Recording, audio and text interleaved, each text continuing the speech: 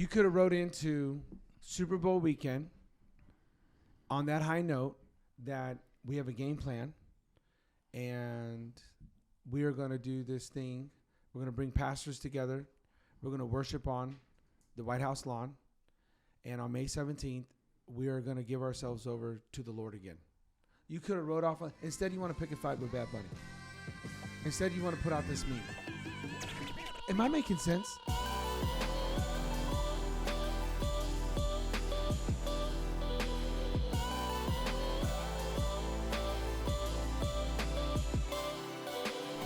Hey, welcome to Not a Fitted Podcast. It's your boy Anthony, the Conservative Chicano. I got my guys, the Bishop and the Token. Guys, Super Bowl, that just sucked. Were you bored? Were you bored? I didn't watch it. Okay. Were you bored? Yeah, I fell asleep in the second quarter. I do not blame you, but can I say something? I want you to know that 5 minutes before the game, I have video proof. If you need to see the video proof, I have video proof.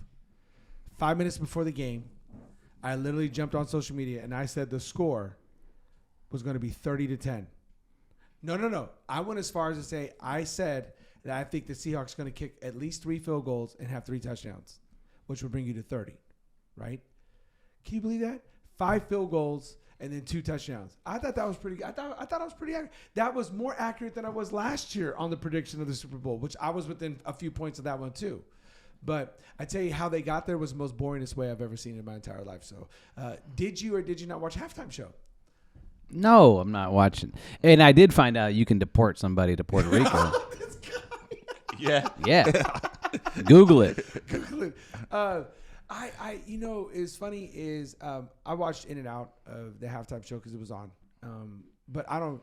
You know me, I don't speak Spanish that fluently, so I don't know. We should talk to whoever's house you were if Bad Bunny was on for halftime show. Well, we're going to leave that out. But the whole point is I found time to talk with people. But my point in saying that was you had a whole bunch of people who, of course, there was an alternative halftime show. That was terrible. Okay, I saw. It was for your people. Dang, already. Hey, and it felt like it. Yeah. That's how uncomfortable I was. That was for one audience. One. It was like, actually, you know what? I'm sorry. That wasn't even for your people. That wasn't for Portland white people. No. That was Texas, Oklahoma. That was all those folks out there. I don't even know about Texas. It was some Tennessee, Kentucky. Yeah. I don't know what to do with you two right now. That's the funniest thing I've heard. Okay, my whole point. I was going somewhere with this before y'all chimed in. I said it before. I think people are all bent out of shape for whatever. There was the weeks leading up to it. They said Bad Bunny was going to come out dressed trans, do this, do that, all this stuff. Here's where I'm at. I like football. And me personally, I'm just watch football. And I was hoping to get a little bit more of an exciting game yesterday than what I got. But I just like football. I don't care about a halftime show. And I don't understand. You guys help me to understand. What was everybody so bent out of shape? Now, somebody said they translated all the lyrics to his songs and it was dirty. You already knew he had explicit songs. Like, I don't know why anybody's surprised. But I don't understand what people were like losing their stuff over social media. You got the pro Benitos, Bad Bunny. You got the anti. And I'm like, why are we, with everything going on right now, why are we fighting about this? I don't know. Help me. I couldn't figure out what all the drama was over. Anyway. Well, I think culturally the halftime show is a big deal. Like the Super Bowl is a big deal because of the commercials. You get a lot of people to watch it, not just because of football. Yep. And probably the biggest draw of those not football is the halftime show. So I think that's why people cared. Okay. Then you add in all this ICE, anti-ICE protesting. Okay. It fit in really well. Okay. As far as like getting people in an uproar, it was perfect timing. I guess where I was just coming from was, if you want to watch it, watch it. If you don't want to watch it, don't watch it. Am I just too simple of a person like that? That's just how I look at life. You ain't got to watch anything you don't want to watch. No, for some people, football's special to them. This is what their family goes to do every week. Okay. I mean, it is something like every week, but every year the Super Bowl, you watch the commercials, you watch the halftime show. This is the big deal. And that's why everyone goes and watch it. It's almost like a national holiday. Okay. And so you're messing with it, and people are not happy about it. Okay, I can see both of your points of views. Maybe I'm just the simpleton here, and I'm just like, hey man, you don't like the halftime show? watch a different halftime show. You know, that's just me. I don't know any of his songs. I got no real beef with them. You know, if the person who translated the lyrics of a song, if it was what he said, then I think that was a poor lack of judgment there, you know, because it was rather graphic. But I would say the same thing, and this people don't understand. I would say the same thing about anybody's songs. If it's, you know, during the halftime show, we should probably keep it viewer friendly. If that's the group, you know, if that's the best way for me to put it. But other than that, I did eat some good food. Praise the Lord. That's good. The food was on point. And that's all I got to say about the Super Bowl. I wasn't surprised. I knew the Seahawks. I felt like they were going to win. The defense is really, really, really, really good. But now, as they say, on to basketball. On to basketball. No. What are we on to? No. Who cares about basketball? We about to have baseball season. Oh, baseball. Yeah. No. Basketball got way too woke. Nobody cares about the NBA anymore. You care? LeBron Not really. is. Well, I mean, I don't care about football, baseball, or basketball. Yeah, America's pastime is about to start. America's past. We go but hot dogs and hot Let's dogs go. and Well, peppers. people go. just stopped caring about baseball a long time ago as a nation. Hey, Our viewer, you know how you said you're consistent. yeah. We're consistent. I will say this. This was one of their best years, baseball's best years. Just a quick question. What do you think the viewer ratings came out for this? Do you think this was a poorly watched Super Bowl? I think it was. I think that Bad Bunny thing helped them. Oh, to get more viewers? Oh, for sure. I don't doubt that at all. Yeah. But I don't think, as far as watching the game, I don't think it's No, too small markets. the markets don't help. Too small markets, and there's no stars. There was no stars. Like, I asked somebody the other day at the gym, do you know who the New England quarterback is? They go, I have no idea. And I'm like, okay, that's great.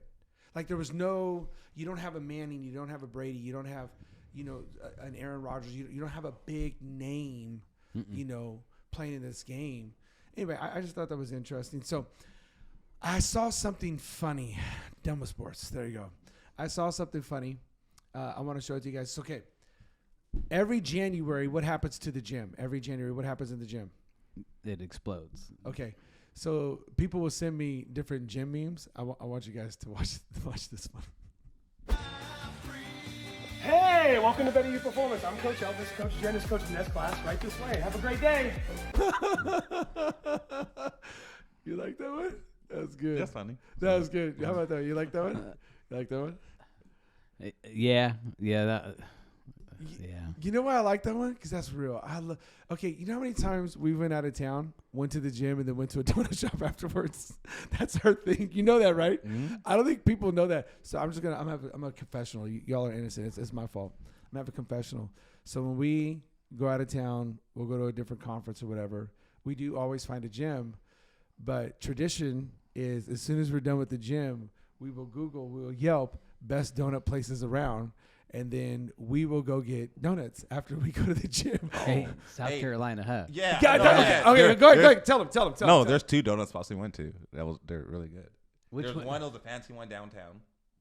That was bougie. I That thought- apple fritter was fire. That was really What good. was the other one? And there was a Duck Donut. Duck Duck Donut. Oh yeah, I didn't. I like them because they're powdered donuts to make their right there on the spot, and it's so really good. good. Smell in your mouth. Yeah, good. I didn't care for that one. Okay, so let's do the math here. So we've done that in Texas. We've done that in Alabama. We've done that in South Carolina. Where else have we done this at? This is so bad. Where else have we done this at? I don't think I took you to a shop in Portland. Donut shop in Portland. No. We're just happy you didn't take us anywhere in Portland. Yeah, I try to keep you guys pretty Yeah, sheltered. we did. No, we No, we did. did. Voodoo Donuts. We went to Voodoo we- Donuts. We went. It wasn't in Gold Portland Gym. though. But it wasn't in Portland. We went. Oh yes, I took you guys. I took Washington. you across the river. To Yeah, Yeah, we we took took it. yeah. Took me down the river. across the river. I'm to glad somebody's crossed Washington. me. We went to Gold's Gym because I bought my shirt there, and then we went to Voodoo Donuts right next door. They were not good. Yeah. Yeah. They no, were it not was good. just like a knockoff. They were not Donuts. good. No, I just thought I'd throw that out there. Okay, I knew you guys were trying to follow Christ, so we went to Vancouver instead of Portland. I am trying to follow. Let's talk about what's trending. I want to talk to you about what's trending. We have a lot going on. The first thing is, I will say, I was a little disappointed. I jumped on to, as you guys know, every day, every other day or so, I'm looking for content. I'm looking for us to talk about stuff on the podcast. and I came across a news briefing from President Trump, and I'll show you the clip later, but I think it's like May 16th or something. They're doing Rededicate America Back to God Day. So they're going to have a huge worship, prayer event. Pastors are going to speak, and they're going to rededicate America back to God. I'm not kidding. I'll show you the clip. About 6 hours or so later, maybe even a half a day, I'd have to look at timestamps, but his PR puts out a video of other people, of Democrats, onto the Lion King type theme. Do you know what I'm talking about now? Yeah. And they said, this is what they said, and I want to talk to you guys about it. I do not want to show it. I don't want to show it because it's horrible. I don't agree with it. I think it's classless. I think it's tasteless. I think it's racist. Me personally, this is me saying it. And you guys know me. I don't say that. I don't say that often. And I don't say it flippantly. Okay. But it shows Hillary Clinton. I think she was the pig. Barack and Michelle Obama are apes. Chuck Schumer was Pumbaa. What is he, a pharaoh? I don't even know what Pumbaa is. But Simba, whoever those people are. Anyway, and then Hakeem Jeffries or somebody was like another type of like chimpanzee or something. Everybody who's the big leader, they were in this video of the Lion King, and then Trump's the lion. They immediately took it down after it was circulated for a few minutes, and the PR said, hey, Trump did not post that on his social media. It was a social media person and all this. Everybody's just going to town on it. Like I said, I'm not going to show the video. I think it's classless. I wouldn't show the video. I'm sitting there going, what the heck is that? And then, of course, people get into their echo chambers, and you're just looking for somebody to be in the middle, right? Just like I was about the whole Super Bowl halftime show. I'm just a middle person. Don't want to watch it, don't watch it. Want to watch it, watch it. That's up to you. If you're a Christian, you got to stand before God for yourself. I ain't judging you. Do you. I don't care. If you're not a Christian, then you're going to do it anyway. Whatever. But on this right here, I was surprised to see, once again, at people who would defend the post and at people who were going after him about the post. And the reason I was surprised is I thought a lot more pastors would have come out and said, hey, listen, don't give me this whole thing. You got to watch it in context. A bad video or a bad meme is a bad meme. It doesn't matter. And did you see any of the meme? Did you see the video? Yeah, I saw part of it. I saw they interviewed Trump. I don't know when it happened. I don't know if it was this morning or last night. Okay. And then Trump acted like a coward because he said, I saw the video. He saw the first half. It goes like the first half is like talking about voter fraud. Yes. So it's like a real like clean cut video. And then halfway through it transferred over to what Pastor's saying. And he said, I just saw the first part and told them they can post it. Yeah. And I didn't see the second part. And they asked him, well, did you make a mistake? Well, no, I didn't make a mistake. I was like, just own it. It was like, why are you acting like it's such a cowardly thing to do? Like, owning your mistake. Like, hey, I didn't watch the full video. I told him to post it, and that was on me. And I'll make sure it doesn't happen again. Yeah. Have you seen any? Okay. It's not worth watching. I absolutely 100% agree with what you're saying. I feel like as a leader, you need to own your stuff, even if your team does it. You guys correct me if I'm wrong, but I was always under the impression you win as a team and you lose as an individual. You win as a team and you lose as an individual. That's what every coach does. First thing the coach says from Mike Vrabel, hey, that's on me. I could have called better plays. They all say it. But do you feel like that Trump is a good leader? Honestly, this is just, can I be honest with you? I thought he would have owned this. Maybe I was too optimistic. There is nothing wrong, Bishop, with what you said. You just come out and you say, hey, guys, I think two things. Can I? I think two things. Number one, I think Trump comes out and said, hey, that was stupid. That was classless. That was tasteless. That was poor. Should have never happened. That's on me as the leader. And I should thoroughly check, or I should have a group of people around me who thoroughly vet and check stuff. Number two, I just want everybody to know whoever made that, I just fired him. That's what. By the way, that's his signature move right there. You're fired, right? He could have said that and then found out who it was. It just said, "Hey, no, they're fired." I don't know who made this because he has a whole team that makes stuff, and I don't know if it was little Bobby or Ricky or Peter or whatever in the basement, but he could have just said, "You can guarantee this person will be fired." That's all you got to say. We do not produce stuff like this. We are better than this. I will agree with what some people are saying over here on the other side. You know what they need to say? We need to get back to a classy presidency. And I absolutely agree with that. Stop it now. I'm done. No tit for tats. None of this name calling. None of this stuff. Like, let's get back to being a classy presidency. We don't have to stoop low. When other people go low, we can go high. But I'm done. I'm done with all that. Let's be classy. And what makes me upset is you just got on, whether it was a day before or not, and you're talking about we're going to rededicate America back to God. You had just said like something really good, and I'm going to show you that video. But is there anything else you want to say about? I just feel like you should have owned it. You should fire the person. That's just me. No, I mean, he should have owned it, and his team sort of failed him in that way. Like, no one caught this. Like, he has to have that system around him to make sure this doesn't happen. Because a lot of Republicans were coming out, was like, "Hey, this isn't good." A lot of them like said it. What Tim Scott saying? Not good. Like, hey, this is not good. This is bad. Yeah, there's a lot of people who are like conservative, like, "Hey, we can't stand with like this isn't good. Like, this is a bad look." So, I mean, I think that unfortunately, like, this is what a lot of people who are kind of in the middle of the road were worried about with voting for Trump. Is that they weren't signing off on him as a person, but there were certain policies that they were more aligned with him and then versus Biden. And I think that would probably be the case for us in the room. Yeah, he didn't do any favors. It's real simple. Leadership sets a precedence and a tone. But my concern with his presidency, one of my concerns for his presidency is that he's got to set up the next person. Yes. And so he's swinging a lot of people in the middle. Yeah. I think he's swinging a lot of people in the middle to the left, and they're not going to want to vote for somebody You're else right. who's going to be the next. And that's what they're going to label it as. This person's going to be the next Trump. Even if it was somebody like Tim Scott who was running for president, they would say that he's going to be the next Donald Trump. And this is what I'm agreeing with. You're 100% right on that. And I do think there's more of us people who are in the middle, who are like, hey, we went with this guy because over here, y'all just went too far. And here's the thing. If you feel, and I'm just speaking plainly, if you feel as President Trump feels that you are doing a good job protecting women in sports, you are doing a good job of protecting Christians again, you are doing a good job of the economy, why don't you just say that? We're not in junior high anymore. We don't have to have memes all the time. We don't have to name call. That's what I'm saying. Let your record speak for yourself. Like you could have wrote into Super Bowl weekend. Can I show you this? Let me show you this clip about Rededicate America and what he wants to do. And this is Trump, being Trump, and the way he talks. But I'm going to show you this. Like, you could have wrote into the Super Bowl weekend on this high note right here for all the believers who did put you into office. Okay, watch this. Watch. Converts, and also the number of people going to church every week.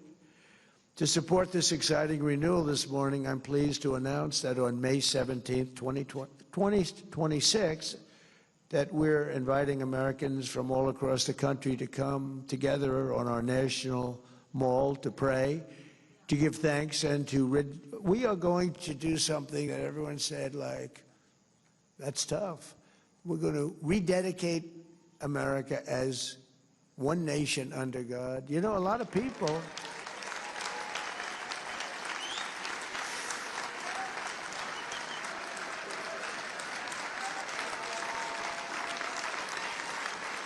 What do you guys think of that?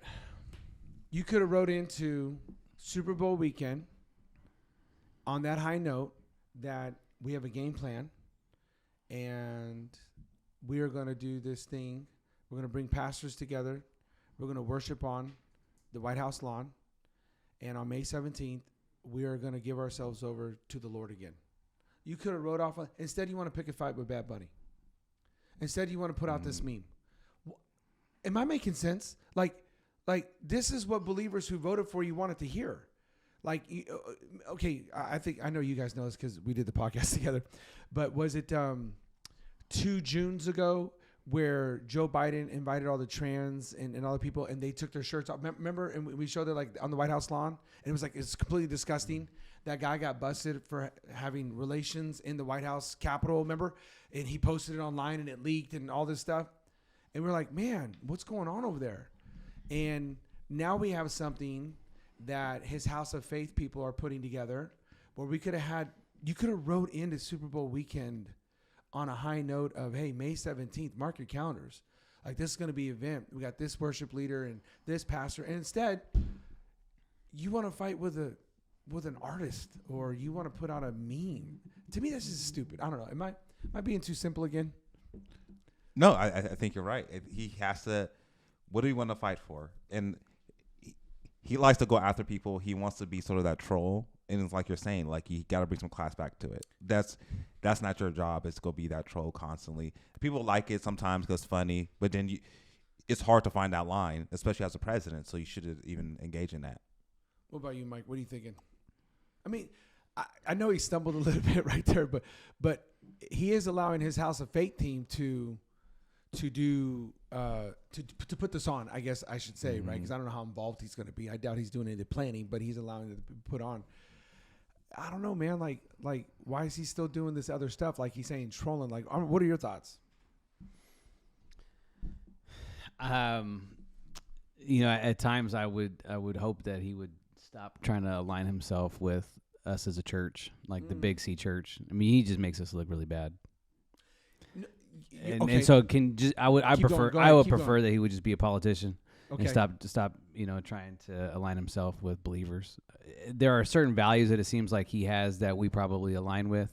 But you being an overall like believer in Christian, I mean, we would call it out if it was a local politician, so we should call it out if it's the president. I agree. And so anyway, it seems like every day goes by, he gets worse and worse. Mm-hmm.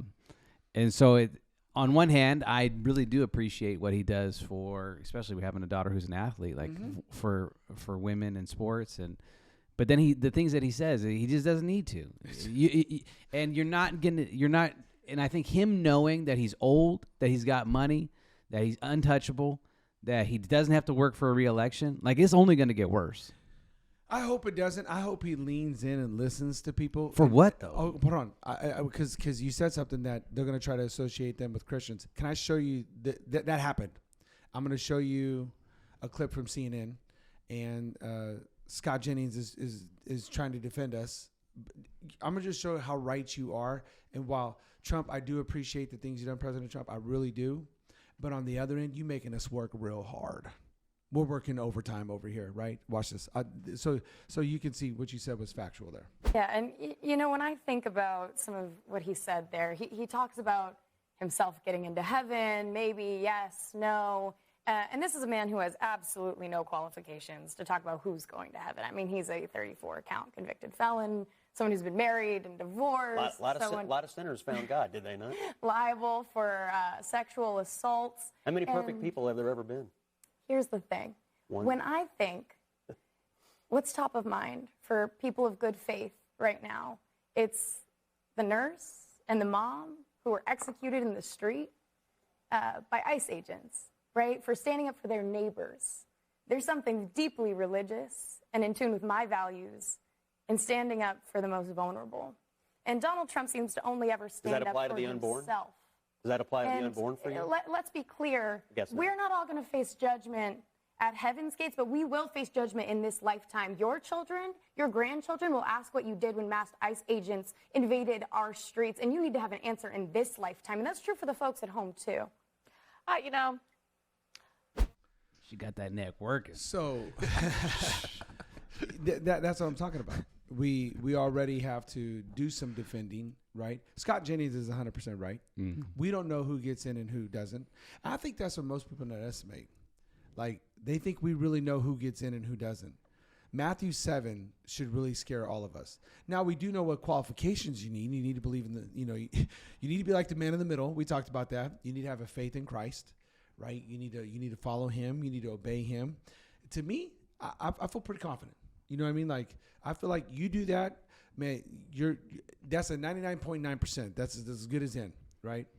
The only reason I don't say a full 100 because I don't know what's in your heart.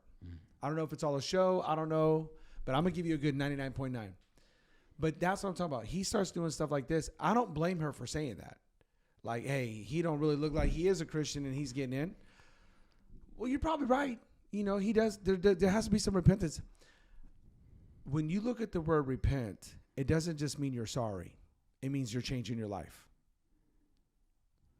And I like how Scott Jennings is firing back, though. He is right, too. We don't really know who's in because you ain't there and I ain't there, so we can't do a head count and a head check. You know what I mean? But it is making us work harder because now they're just associating church with the Trump. And he is not my spokesperson for the church. I just need everybody to know that. You know, I mean, like he's not my spokesperson. And it is making us hard. So when you said that, that triggered me about I had that clip. Mm-hmm. So I don't know. Did you want to say anything? That's what I'm talking about. It makes it hard.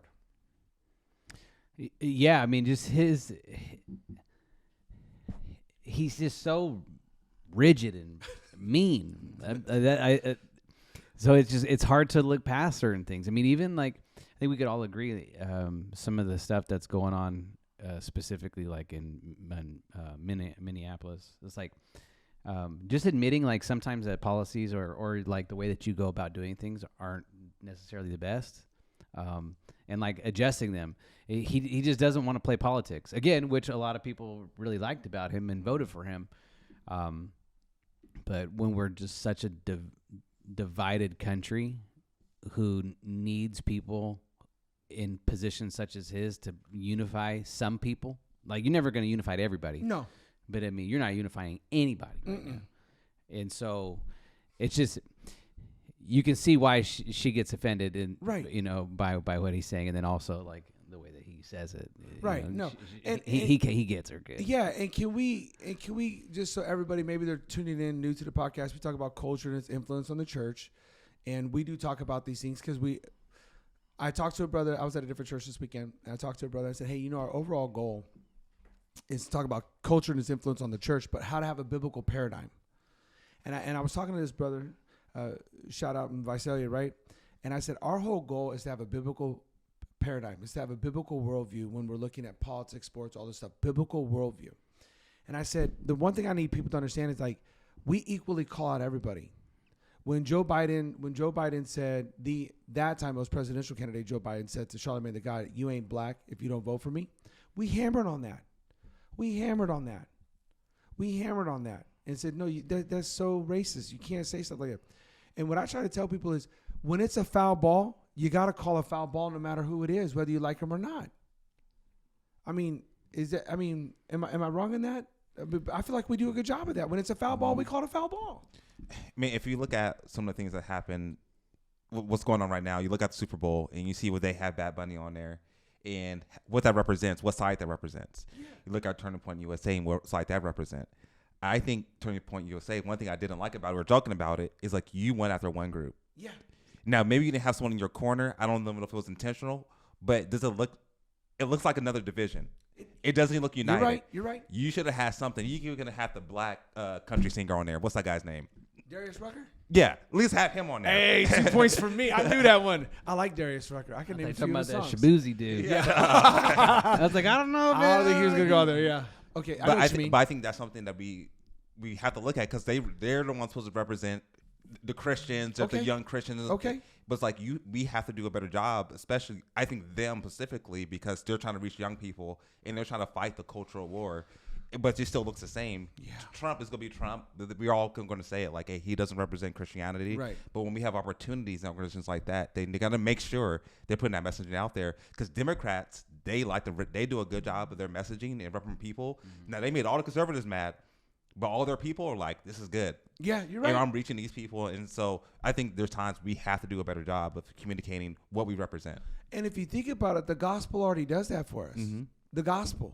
It already presents a wonderful message that everybody come on over. Yeah, go get. I mean, I don't like Christian rap. They could have a Christian rapper on there. They could have, and you don't like Christian rap. I'm the only person here. You like some? Nah, me. And like if I'm in the gym or something. Yeah, me and Jerry, we like Christian rap. But no, you're right. No, you're 100% right. And the church can bring the healing the world needs, and I think that's so important. But once again, this makes it hard because they're going to associate him with us. Mm-hmm. And it's like, that's just unfair. That's uncalled for. But on this podcast, I want to be perfectly clear. We talk about culture and its influence on the church. And one of our jobs as watchmen is when someone hits a foul, we call it a foul. I don't care who it is.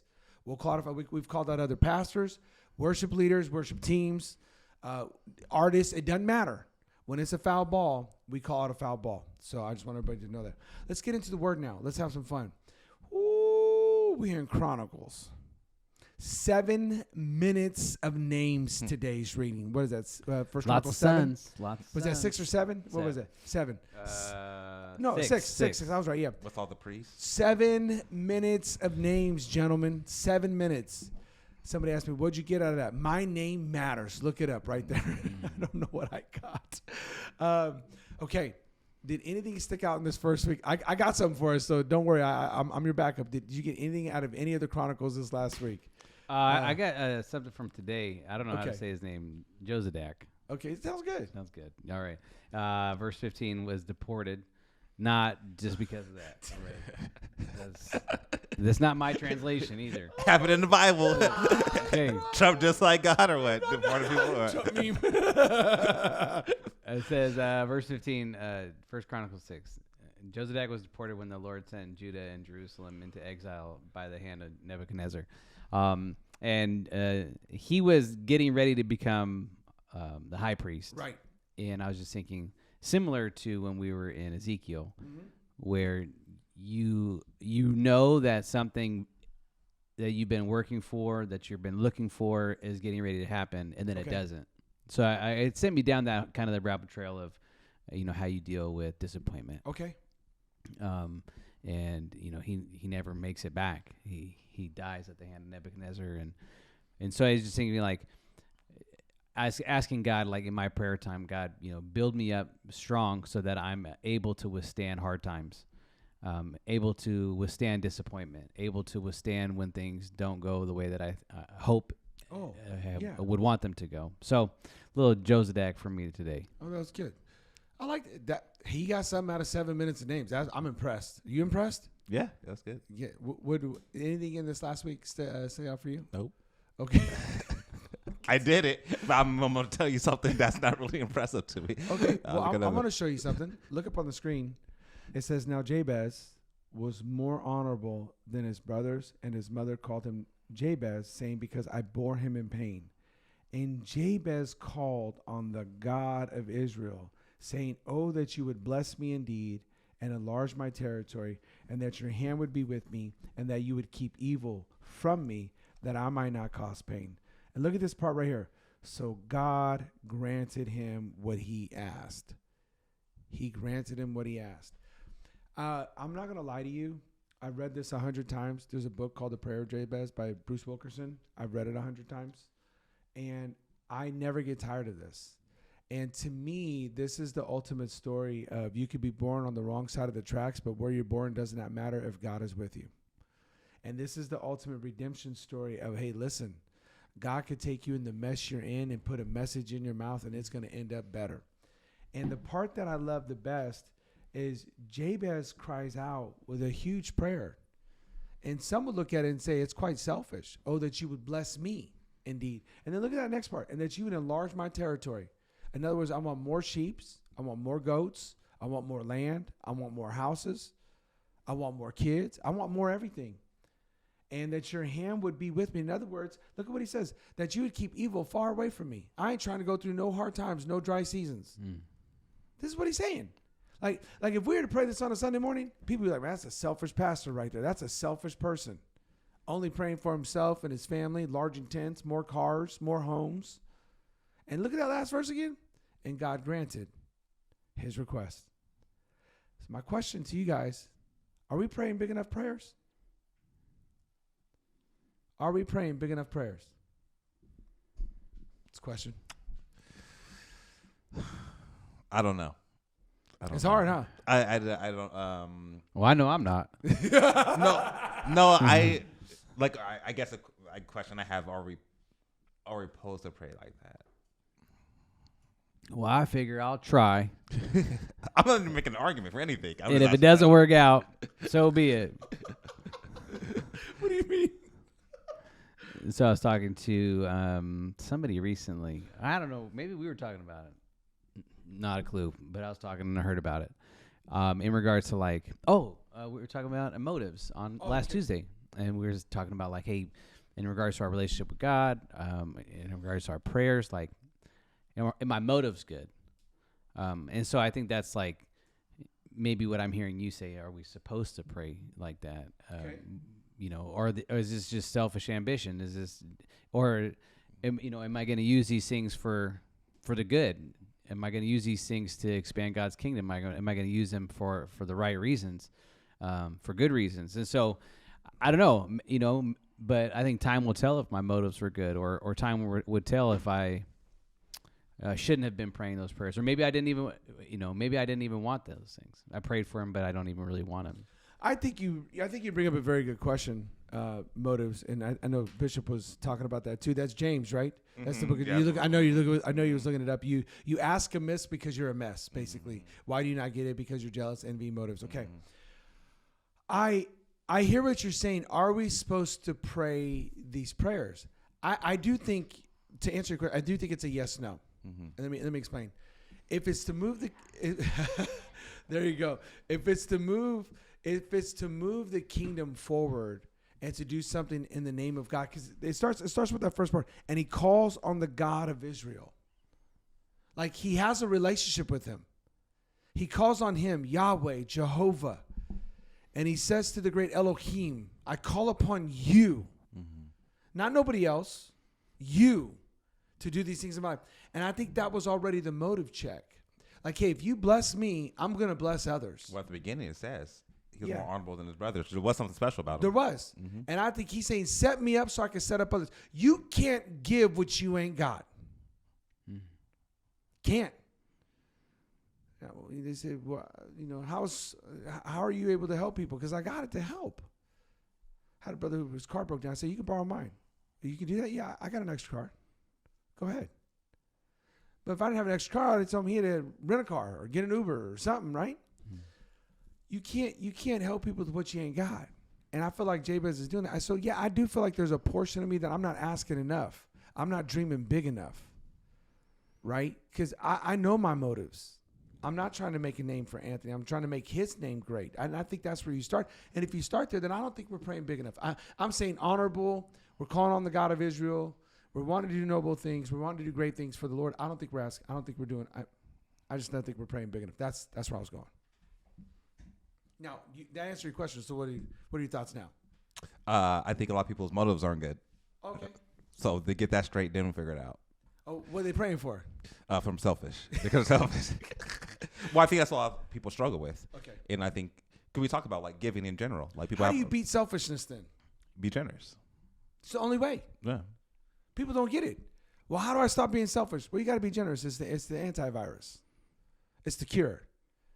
I was praying. Okay. Probably like, this is a little bit before Christmas. I can't remember what. Something happened. I remember I'm very regimented. Like I do the same things pretty much every day. I talk about like if you wanted to take me out, you could find me because you know where I'm at. So anyway, I was praying. I have this morning prayer. I'm walking and I remember I was asking God for more so that I could do more. Okay. And I literally was like, "Hey God, bless me more financially. I'd like to do more." And He said, "Well, what are you waiting for?" I said, well, for more? Yeah, for the more. And I just felt like he was telling me, no, you need to start now. Okay.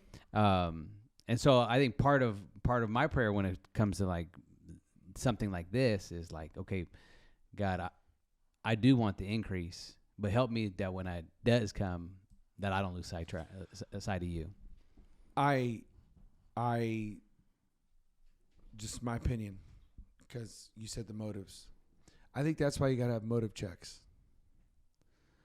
When things come up in my life and I feel like it's getting a hold of my life, whether that's guitars, cars, homes. Let me put it to you in a story, okay? So my wife and I were renting out a house, and we were renting out to some people, and we had just about a year before that remodeled it. And we remodeled it the way we liked it, right? What we wanted. So my wife had me go in and cut out walls, installing pocket lights, this herringbone style of tile. Do you even know what that is? Like all these different things. I laid the flooring. Shout out Jaime. He helped me paint it. Like it is gorgeous. It's not. I just got the pool done. Shout out Hugo. Did my pool. Beautiful tile work. And now we're gonna rent it. And oh my gosh. And 1 month in, the people who rent broke something. Oh no, they hit my fence. The brand new fence I just had built. They hit it. And the guy calls me up, and I go over, and I'm like, bro, how you hit the fence? Like it's 12 foot. Like, how you hit the fence? It's impossible. And I just remember being so frustrated, and then they weren't. You guys know I'm big on my yard. Y'all know how I feel about my yard. They had already let some plants die. I mean, we ain't even but a couple weeks in, month in. Like, I'm like, what is going on? Y'all don't know how to water? I mean, anyway, and I just felt like the Lord was like, let it go. Let it go. Let it go. And I'm over here like, no, they need to take care of stuff, blah, blah, blah. You know, I'm just on one.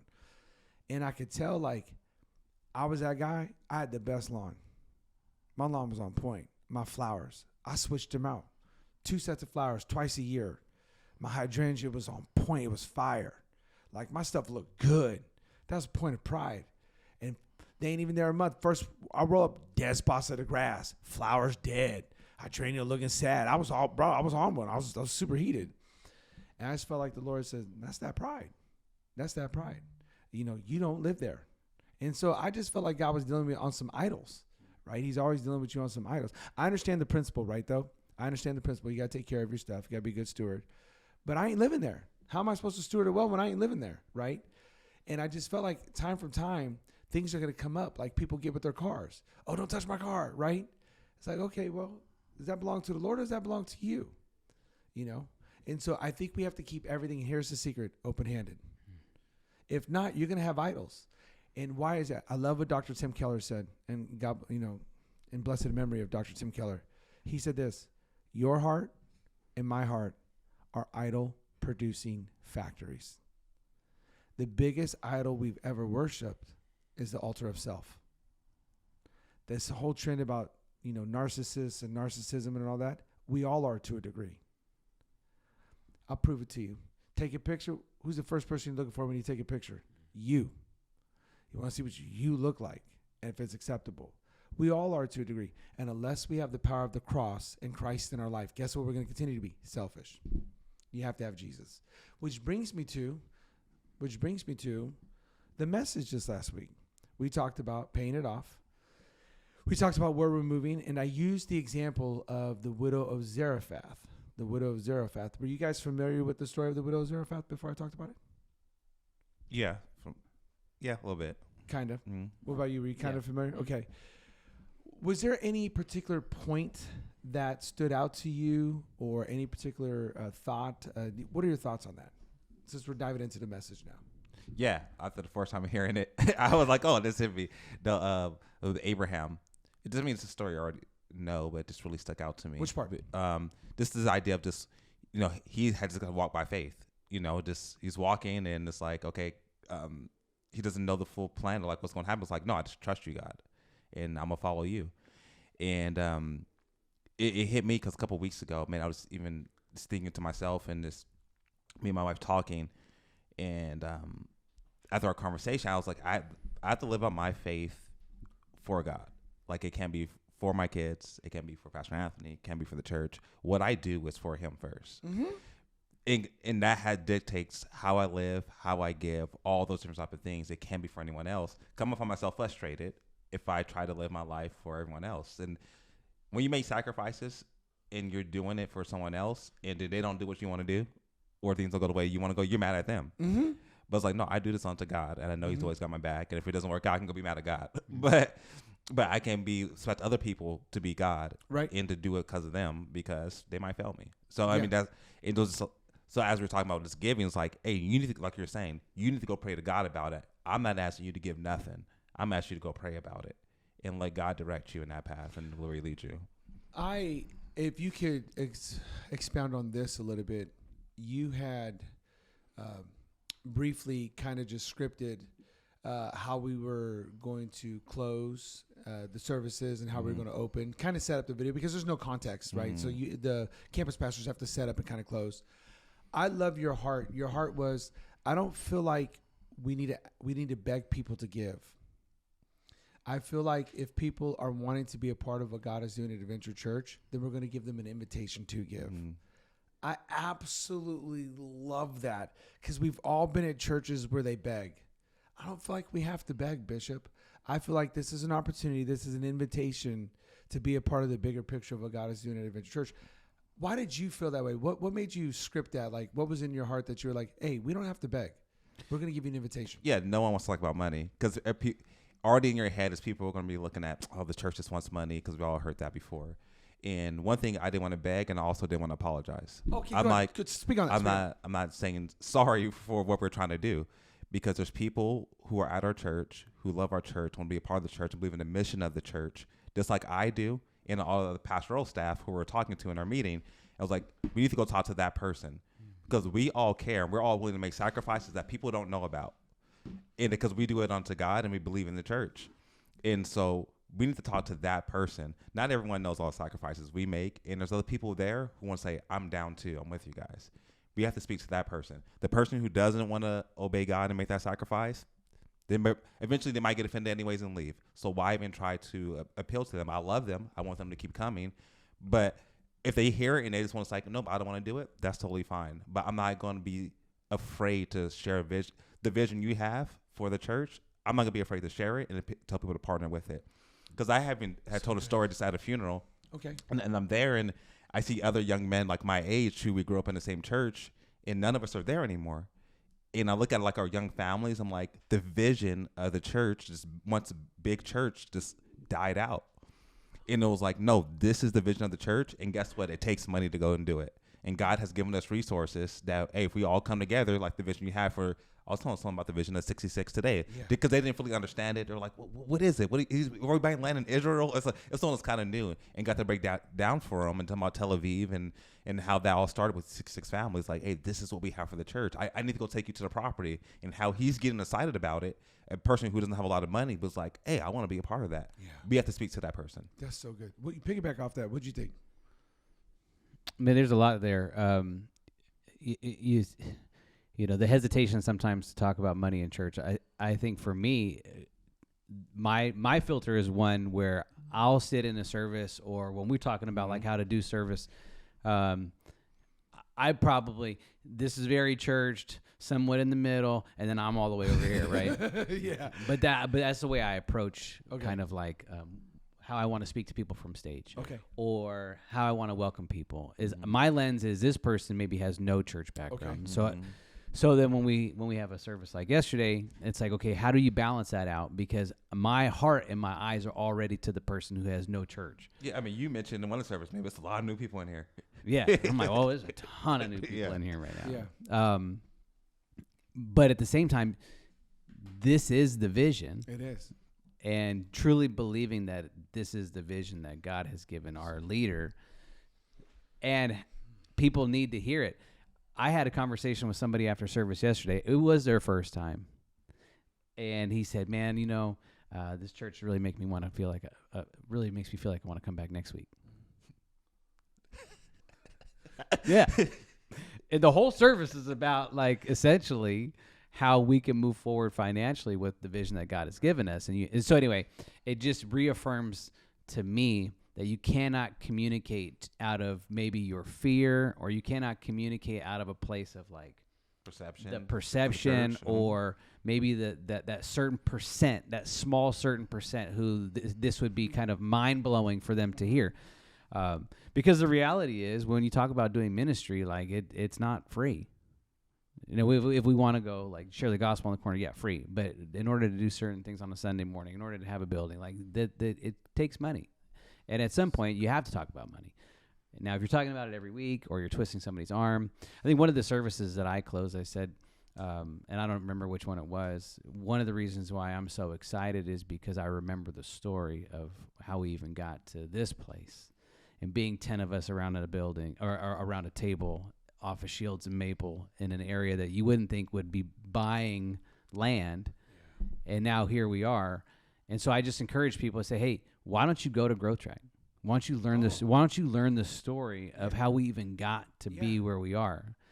It's the whole perception of your kids looking at you as a parent thinking that we always had this, when little did they know that you started a certain way, but they just don't know the story. Yep. And I think that the more that people know the story and who we are, I think it's easier to communicate to them like, hey, this is where we're going. Both of you, thank you so much. That was well articulated. That was. I'm blown. I mean, I don't even know which way to go because I could touch on both of those. I want to be honest. I want to be honest about a couple things. I'm gonna give you a pastoral confessional. Dun dun dun dun. Right. You guys saw me get off stage on Wednesday, and I had the look of like, I hope I just didn't bomb that. And so I'm having my little, I call it in the cave moment. Like I felt like I wanted to crawl in a cave and die. I was like, that's it. That's horrible. And I had to do a little soul searching. And you know what I've come to realization? I don't like talking about money. I do not like talk. I would talk to you about anything else. I do not like talking about money. And here's why. And I'm going to tell you why. I'd rather go earn it myself. I'd rather go start a business. I'd rather, just keep chipping away. Go do what I've been doing. I really would rather, and I'm talking to the Lord. So you guys are out doing your thing, and I'm sitting there just still in the room, just by myself with the Lord, and I'm talking to the Lord. And I'm like, I don't like doing this. And I kid you not, I felt like just a gentle nudge in my spirit. The Holy Spirit just gently nudged me, and He said, "Okay, if you don't like talking about 500,000, how you gonna like it when we talk about 5 million?" I think I told one of you guys that. And, my first reaction was, "What you mean 5 million? I just wanted to get to the 500,000. Like, why we add some more zeros already? Like, what 5 million are you talking about?" I understood the principle. If you have a hard time talking about 50,000, you have a hard time talking about 500,000. And that's when I made the comment, well, I'd just rather go do it myself. And this is what He said. And then everybody else misses out on the blessing. How are you supposed to teach people? I have people who I talk with, and I coach them, and I help them with their finances. And these are people who literally make twice as much as me, and they have half of what I have. And I tell them that. I tell them that very honestly. I say, you don't have a money earning problem. You make twice as much money as I do, and you have half of what I have to show for it. You don't have a money making issue. You have a spending issue. I was talking with somebody yesterday. They listened to the podcast. They're going to remain nameless. And they were talking about how, there's been periods of their lives where they made some really good money. And I immediately said, because they were talking about when they was younger, and this is back, a little pre-Jesus stuff. You know what I said? I said, clubbing's expensive. Buying alcohol is expensive. Buying alcohol, cigarettes, and drugs is expensive. Weekend parties are costly. If you think about it, they're expensive, right? And we all start laughing in the car. And you nailed that one. You knew it. Yeah, I do. It's your habits. It's your lifestyle that gets expensive. And so I try to tell people that. And so long story short, I'm having this conversation with the Lord. He's like, you need to teach your people how to invest wisely, how to prepare for a rainy day, the Joseph principle, get ready for a 7-year famine, because you're in a 7-year feast. Like put a little away for a rainy day, all these different things. It's like the reason I am so blessed is because I live a very generous life. I had somebody tell me that just the other day. They go like, dude, you always pick up the bill. Or you're always blessing my kid for their birthday. Or you're always willing to jump on in and do something. And I can't tell you how many cars I've given away. Or how many cars I fixed for people or something. And people always wonder why I got so many cars. I know I got a lot of cars, but that's not the point. But I'm always looking out for the next person. And when you live a generous life, it says the world of the generous will get what? Larger and larger. That's what Proverbs says. And why? Because I want to be a conduit of blessing. I do personally. I've called up these other pastors and hey, I'm going to tell you something. The devil tried to get me yesterday. Not today, though. Not today. I told Satan, not today. So you guys know, and I told everybody on Sunday, so this is public knowledge. You can watch the video, that I've called up all these pastors, and I say, listen, when you write my honorarium check, because I usually bless a pastor when they come, you guys know the routine already. I tell them, do not write it out to me. Write it out to the church. Just put land, because I'm raising my land money, right? Bro, you ready for this? They did that, and then someone tried to hit me with the holy handshake. You know what I'm saying? Oh, I felt the devil, boy. Not in his generosity, not like that, but the temptation. It's for me. It ain't in the check. You know what I mean? It's like, it's a little, you know what I mean? It's not designated. Yeah, it's not designated. And I kid you not, I put an envelope. Nope, I don't want to see it. I don't want to touch it. I don't want to look. I don't want to know nothing. Just turn that envelope in. I won't know. So I don't know. Could be a few hundo, could be a few thousand. I don't even know. I'm like, I don't want to know. I want to know because I can just hear that little enemy whispering, right? Like, hey, man, you did a good job. That's for you because you paid for everything today. It's on your bill. I'm like, no, not today. We ain't doing that. We ain't doing that. Why? Because I made an oath before the Lord, right? And I know God's got me. I'm 100% knowing that God's got me, and I ain't got to worry about it. Why? Because I'm not my own provider. Jesus is my provider. I'm not. The only thing I said to the Lord, I won't turn down any work that I'm actually able to do. You know what I mean? That I'm actually able to do. I ain't turning down no work that I'm actually able to do. I'm going to do the work. And I just believe God's got me. So I want to teach people that. Like you can. God can expand you. God can do these things. The prayer of Jabez, God can come through for you.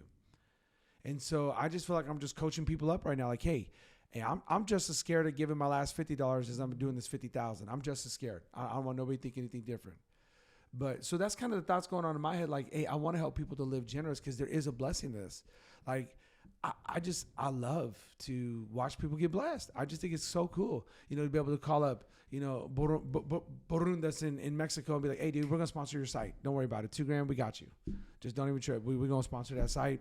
We're going to come bearing gifts. We're getting ready to go in June back to Mexico.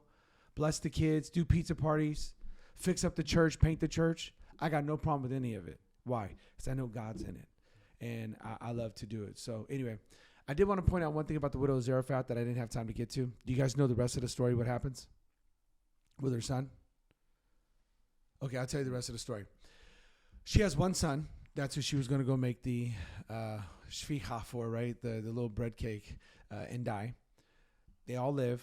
The son goes to work in the neighbor's field. He dies. Some people think it was like a heat stroke. The prophet comes back into town, and she lays at his feet and says, hey, all these miracles, all these blessings, only to have my son die. And he goes, bring me the boy. And this is where he lays out over him, and the son comes back to life, right? Now, to me, this is just my little Anthonyism. Feel free to push back any way you want it. The Bible says when you receive a prophet, you get a what? Prophet's reward. Right? I think because she blessed the prophet, she got the prophet's reward. And that prophet's reward was he can do miracles because that's what God has anointed and appointed him to do. And so she got a miracle. I truly feel like she was sowing seed she never knew she needed to sow. Because you know who knew that boy was going to die? God. And God was getting her to a place where she would sow the seed because one day she was going to need that harvest. The prophet knows who she is. He remembers what she did. And that's why when she went to the prophet and said, my son has died, he said, don't worry, bring the boy to me. And what does he pray? Oh, Lord, you know what she's done for me. And I think God is speaking to people, Bishop, to sow seed because he can see 10 years from now. Listen, God, I love what my wife's told me the other day. She goes, honey, God only tells you the amount of seed you should plant because of how large the harvest that's coming in return. Nobody has 5 acres and only plants for 1 acre. God is trying to tell me that my acreage that I'm planting right now is for a large harvest. Plant the seed. What does 2 Corinthians 9 says? He gives seed to the sower. God gives seed to the sower. So God is trying to give me a lot of seed to plant for a harvest that's going to be coming this way. And why? Because you received that prophet's reward. I'm telling you, just the end of that story just got me just thinking like, no, she had sowed that seed because God was prepping her. You need to sow this seed because it's coming. Anyway, what's your thought on that? That's the rest of that story. It's good. Yeah, you got my interest. Now you want to go back and read it? Yeah. Yeah, you got my interest. Yeah. What'd you think about that? I don't know. I mean, I think I struggle with some of that in the sense of... No, go ahead, yeah. Because I believe it. Right. And I think sometimes it's... Do you Pastor Jerry Dearman believe, or what believe we got going? Jared, I'm not going to lie to you, bro. No, and I think that's just something that I going back to motives, I also want to make sure that I'm not trying to, I was talking to somebody about this the other day, like I want to make sure that I'm not always sowing just because I want something in return. Good point. And so it's like, hey, that my heart would be right, especially when it's like off stuff like. But what if God is asking you to? What if it's more of an obedience check? Like the God spoke to the prophet to go tell her. Like this was God speaking, though. I feel like when it's an obedience thing, it's easier for me. Okay. And like, hey, like when I was on the walk, and God was like, "You need to start now." All right, well, boom. Because now it's evident. But I guess what I'm saying to the people out there, then it's not your motive. Then it's God asking you to do something. Right. So in that instance, like Yeah. it's easy for me. Okay. But I have to be careful to get into absolutes. Like, hey, if I do this, then I'm going to get this back. Okay. Like, I guess in my mind, I want to make sure I'm not in. But the do you if-then. do that though? Do you do that sometimes? No. Okay. Do you do that? Do you when you give? Do you get to absolute? Hey, God, I did this. Now you need to do that. Like, No. okay. Once again, I'm a simpleton. Do people really do that? I think so. Okay. I think some people do. But Well, I think it's more like if you do give and the stuff is going wrong for you, then you're upset. Okay. This is just me. I don't know if this helps you, helps anybody. It just may just be confirmation for myself. Okay. The only thing I pray when I return the tithe is the tither's blessing.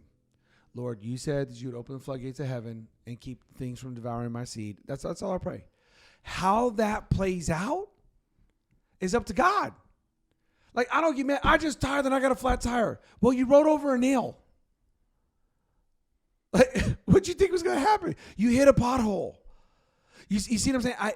I and maybe people are fickle like that. I'm not. I'm like, hey, we're playing long ball here. We don't know how this all pans out. Because are you equally giving God praise? When you walk in and that person goes, hey, did you know this shirt was on clearance? It's actually another 70% off. And you pay $5 for it? Oh, thank you, Jesus. That's the tither's blessing. No, you probably just go, man, I had a good deal. Mm-hmm. So you can't have one without the other either. Does that make sense? Mm-hmm. That's how I kind of look at it. So I don't pray that like, God, I'm giving you $50,000. Now you got to do this for me. Then that'd be a transaction. Yeah. Yeah, I think that's sort of the struggle. Okay, if I give, okay, is my bills going to get paid? You have to trust God in that. And so like those different things like that, like people are dealing, I mean, some of the stuff is real. It's like real life stuff you got to deal with that I want to give, but I only got this margin. And it's real life. I mean, I was doing my budget a couple days ago and I'm like, I used this as like this online thing and budget wasn't working out. Budget wasn't budgeted. Yeah, I was like, oh, not right. Luckily, it was an error. Okay. So praise Jesus. It still ain't good, but I mean, it's not as bad as I thought it was gonna be. So you said that, and we're gonna talk about. We'll close with that. We'll do real practical steps in giving. Mm. I had a brother hit me up. I'm gonna just read it, and no names. Just read. He goes, "Hey, just want to throw something out there." He goes, "I've been faithfully tithing on this new job God blessed me with, and bro, God's been taking care of everything."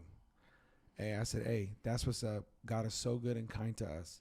He goes, I was just talking to Mike Cook about it, and I just feel like God has just shown himself faithful. Mm. And that's the thing. When we talk about you're right, Bishop. I do not want to gloss over that. People are really tight. This as good as people say this economy is, it's still tight. Inflation's real. Bacon's still $8. Can I just throw that out there? And it's tight still. Get a good steak, it costs you $30. It's tight. However, the principles I laid out in the Widow's Zarephath is you got to get your priorities first. God has got to be number one. This is just how it works. Let's talk brass tacks. Let's just put cookies on the bottom shelf, be practical. Let's say you're out there and right now you are living sort of a paycheck to paycheck. They're really coming up with a genuine heart. How do I put God first if I'm just barely making it? What advice, or how would you kind of coach them up? And then you can run with a different piece of advice. But what first step would you give them? If someone is short or it's a tight budget, man, even for me and my wife, I mean, a big thing I always tell people when they first get married too, before they get married, is that, man, you guys gotta be on the same page. You're not be on the same page, right. Man. It's made life really difficult. Okay. It's really hard to walk in faith and trust in God when the other person doesn't want to, because what they're saying might actually be true. If you do that, what we go do? Okay. And so, but to have someone there like, no, this is what we do because we trust God. Okay. It gives you a lot more courage to walk through it together in that way. Okay. I think that's one of the benefits of being married when you have a great marriage. Okay. But because our from the very beginning, we're like, no, we're going to do what God called us to do. Okay. We're always going to give. And so whether we had a little bit or we had a lot, like we always gave. And that's just something core to me. And I believe that we see in scripture that people have to hold on to. Like people want to argue tithing isn't here, tithing isn't there. And especially that upsets me. This is someone I'm thinking of that goes to our church. But man, the lack of maturity. I was like, you've been in the church, you know how the church operates, and you're still that immature. Right. Like it's just crazy to me. Right. And so I trust God. I love the church. I believe in the church. Whether I was a pastor or not, I'm going to give because I know this is what God is building. And I'm going to give to it because I'm going to be a part of what he's doing. And so that's something that's just core to who I am because I see it in the scripture and this is what God's doing. So you just walking by faith right there. You just going to do it. No matter what. And it truly does not matter how much you make. It's people thinking, I want to make more. Trust me, it only gets harder. You start looking like when you make a lot more money, you realize I could do a lot with that money. When you're broke, it's like I can't really do nothing anyways. I mean, it's just skip Starbucks a couple of times, we're good. That's real. Right by now, that's real. Yeah. But when it gets to a point, I could go buy a house double my size. Yeah, you're right. Like, and so it's really, but when you get to that point, you're not even thinking that way anymore. Yeah, you're like, I don't care. I give to God because this is what I do. It's already been built up in you. So you need to start now so that when God does open those floodgates, it doesn't become a big deal to you anymore. That was great advice. What about you? That person's out there who's struggling. Like, hey, what's my first step? How do I make this happen? What advice would you give them? So I guess this is directed to the believer. Yeah, absolutely. And so for me, I guess I just don't give myself that much credit for anything, really. Like, the only reason I have a job is because God gave it to me. Oh, okay. Go ahead. You know, the only reason why my car works, for sure. My car works. You got one of them faith cars. Yeah, I got two of them faith cars. It's because, and so I think that I really love that I can be in partnership with God. Okay. And speaking directly to like the man of the house, I feel like there's a lot of weight that can be placed, purposely and not unpurposely, like for us as men. Yeah. You know, you want to be a good husband. You want to be a good dad. You want to be the provider in the house. You know, you want to make sure that things are taken care of, and that brings a lot of weight. And I'm so glad that I don't have to do that alone. And when I partner with God in my marriage, and when I partner with God in my parenting, and when I partner with God in my finances, there is this grace and there is this freedom that I can walk in, knowing that I'm not doing it on my own. Because Lord knows I can't do it on my own. I can't be a good dad on my own. I can't be a good husband on my own. And I for sure can't do everything financially on my own. Yeah. But the flip side is that when you don't partner with God, you're on an island by yourself. You are. And I don't want to be there. And I lived a lot of years of my life like that. And when I finally gave my life to God, there was never like, hey, this is mine and that's yours. It was, you can have my money, you can have my marriage, you can have my parenting, you can have. Now there's sometimes tension when you're like, shoot, man, if I would have kept that tithe, I'd have had extra. But right, that's that healthy tension. But I never want to be at a place where I'm without God again. No, I thank both of you for that input and just seeing those perspectives. And I love it. And I know that's going to minister to people. This is how I look at it. The first thing I say is if you can't afford to tithe, then what does your budget really look like? And when you really get into the budget, you see people got a Netflix subscription. You got a Hulu subscription, Peacock, Paramount, ESPN. You got your Starbucks subscription, right? You see that it's really habits and lifestyles is when you really get down to it. So is it that you can't afford to tithe, or is it the other things that you're affording that is robbing you of your tithe? Make no mistake about it. Whether you make a little or a lot, it will be a sacrifice. And that's why he says it's the first thing you have to do. Because technically, the first thing that happens to your paycheck is FICA, it's Social Security, and Medi-Cal, and all the other taxes. And if you live in California, a whole lot of taxes come out. And that's the first thing. They know they have to get it from you first because you would never give it if they didn't take it, right? How bonds and measures and props and all this stuff, right? So you have to look at your budget. You have to look at your budget and go, hey, what is robbing me of being able to tithe? Now, let's say you do all that and you're still coming out short. Well, this is where the trust factor comes in. I've got to trust that the Lord is going to meet me where I'm at. And if I return back to him after I've canceled all this other stuff, if I'm still a little short, if I return to him, then there's going to be a miracle provision in here somewhere. Maybe I walk in the next day and I get a raise. I don't know, but I've got to trust that God is going to meet me where I'm at, because every person of faith has to have trust. Sooner or later, you have to trust the Lord. Right now, it's probably for socks. Well, one day it might be for a car then. But you never get to the car if you don't get to the socks. So I tell people that you have to readjust your priorities, and he has to be first. And then you have to know there's going to be some type of sacrifice that has to be made. And here's the last but not least. You're going to get tested. You're going to get tested. The washer's going to break. Well, why? Because it's old. Right? You know, your TV's going to go out. Why? Because it's old. And you got it from, boo-boo anyway. You know what I mean? Like, it was a gift. It was a gift anyway. Stuff's going to happen. It always happens, right? Dishwasher, shoes, kids' performance. You got a kid's birthday coming up. Someone's got a whole lot of kids' birthdays, right, in February. But something's bound to happen. That's your test, and that's where I love what you said. I get to call on the name of the Lord. Lord, you're my provider anyway. You're going to work this out. I don't know how, but you're going to work it out, and I just trust you. And I think that's where we start to build our faith. There are people now, Christians, who want a strong faith without doing any of the work. You do not get a strong faith unless you go through some things. You don't get a testimony unless you get tested. Stop trying to shortcut the process. Can't talk about you want to be a man of faith and you ain't got to believe God for nothing. And this is how we get there. This is a good first step. This is a good first step. And I just want to encourage everybody, don't take my word for it. Take God's word for it. Do your own studies. Look into it. And then if nothing less, the Bible says, test God. Try it out. Let's see if it works. But I guarantee you that you're going to see that God has miracle provisions in store for you. And this will grow your faith when you start to move in this direction. This has been the Not a Fanatic Podcast. Peace, and we're out.